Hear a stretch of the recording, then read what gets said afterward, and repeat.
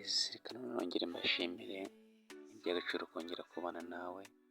Umunsi tugiye kwigira hamwe wakohereza message umuntu kuri TikTok, kuko benshi baba barakomeje kugenda babimbaza. Umunsi nafashe umwanya wanjye kugira ngo twigire hamwe kuri kano kanya.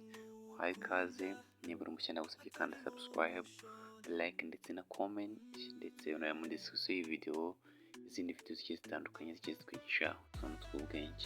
Tuzajya kuri TikTok yacu nk'ibisanzwe, tuyifungure. Ndagusaba kwanda subscribe, like ndetse na comment kugira ngo ube uwa mbere ubona ibiganiro byacu ko tubishyizeho.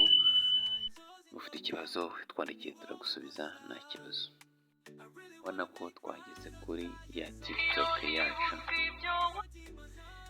nta kindi uzakora, wowe uzaza kuri kano kantu ye gushyiraho agafresh, kantu kari hano kakanditseho inbox, kandi gutya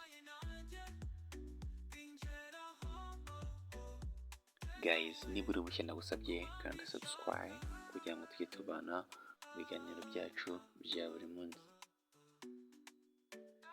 Ubwo ni ukuvuga ngo aba ni abantu ari abawe cyangwa ari abafriends bawe ushaka nko kumwandikira, ugakandagurikira ku muntu ushaka kumwandikira, ukaza hano ukandika n'ubundi bisanzwe ati hayi, wenda ni urugero mwiza, ukaza ugakanda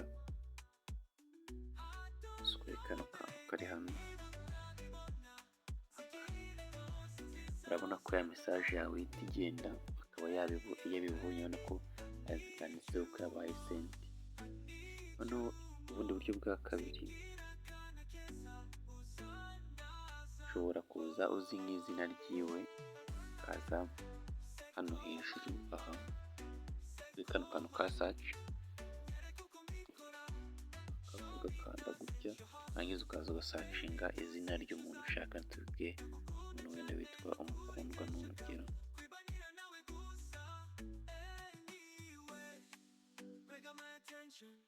reka dukoresha umuntu witwa Umukundwa Ange. Ukaza umukandaho gutya, hanyuma urabona ko tugira ahantu umwandikira message, ukamwandikira bisanzwe ati hayi, wenda ni urugero.